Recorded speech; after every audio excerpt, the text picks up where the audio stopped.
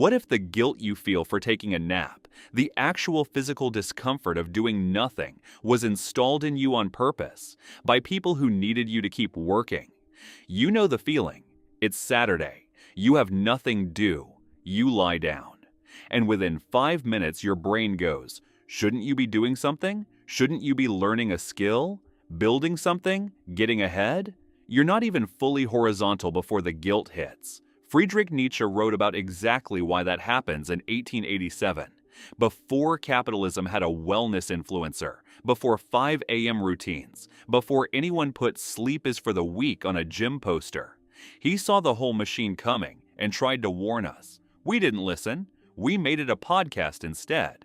First things first, Nietzsche is the guy everyone quotes without having read, the God is dead guy, the whatever doesn't kill me guy, except he never actually said it like that, and Kanye using it doesn't count as a citation. He was also deeply, clinically unwell for most of his life. Migraines, isolation, eventually lost his mind completely. The man was not thriving, which makes it extra ironic that hustle culture accidentally adopted his aesthetic while completely ignoring his actual argument. Because Nietzsche wasn't saying grind harder. He was saying the entire framework of how we measure human value is broken. And the people most obsessed with productivity? He would have had thoughts, uncomfortable ones. Nietzsche said there are 2 ways humans build a value system. Master morality, where you define what's good based on what you genuinely are. Strong, creative, alive. You decide your values from the inside out. And then there's slave morality, where you can't do that, so you define good by inverting what you resent. You're not strong, so you decide strength is actually bad. You're not free, so you decide freedom is actually irresponsible. You flip the script not because you believe it, but because it hurts less than admitting you wanted it. The move is, take the thing you can't have, call it a moral failing, and suddenly you're not losing, you're righteous. Now apply that to hustle culture. 2026, real life. You're exhausted. You can't keep up. So the culture goes. Rest is lazy. Sleep is for people without goals. Taking a break means you don't want it badly enough. And suddenly, the people who are burning out aren't victims of a broken system. They're just weak. They just didn't grind hard enough. That's not motivation. That's slave morality with a Spotify playlist. Nietzsche had a specific term for this: resentment. Resentment is the specific psychological poison that happens when you can't actually change your situation. So instead, you build an entire moral universe where your situation is actually noble, where suffering is a virtue, where exhaustion proves dedication, where anyone who isn't suffering as much as you is doing something wrong. Sound like any LinkedIn post you've read recently? I worked 14 hours today and I've never felt more alive. Or, sleep 8 hours if you want a mediocre life. Or, your excuses are someone else's opportunities. That's not wisdom. That is textbook resentment. That is someone who is in pain building a philosophy around their pain so it feels like a choice instead of a trap.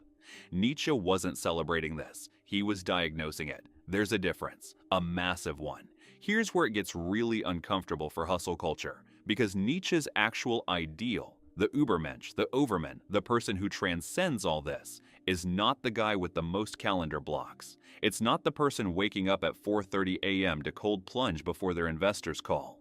The Übermensch is someone who creates their own values from scratch, unbothered by what the culture says you're supposed to want, genuinely free, not performing freedom, not optimizing, not competing. Actually, autonomously, weirdly alive. The most Nietzschean person in 2026 is probably the one who logged off, who decided rest wasn't something to earn, who stopped treating their existence like a business to scale and started treating it like a life to actually live.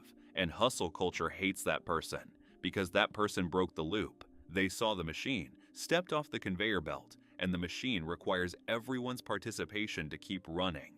I've been reading classics for 5 years now, and every time I open one, I get struck by how timeless these books are. The patterns they saw back then are still playing out today. If you want to see more of these connections, hit subscribe. The guilt you feel when you rest isn't your conscience. It's the system's immune response.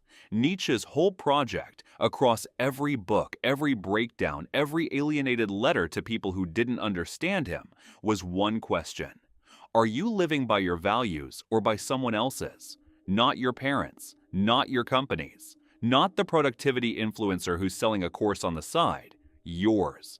Hustle culture doesn't want you to ask that question, because if you ask it honestly, a lot of people would answer, I don't actually want this. I'm just terrified of what happens if I stop. I'm performing ambition because I don't know who I am without the output. That's not drive. That's fear in a gym bag. Nietzsche died alone, misunderstood, and completely out of his mind. But he was right about this.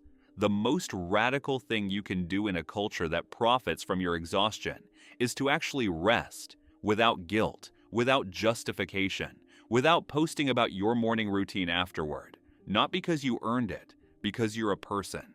And that was always enough. So, do you think hustle culture is genuinely motivating people? Or is it just a really effective way of making exhaustion feel like a personality? Drop your thoughts in the comments, especially if you felt guilty watching this instead of being productive. And if you want more dead philosophers explaining your group chat, like this video, subscribe, and I'll see you in the next one.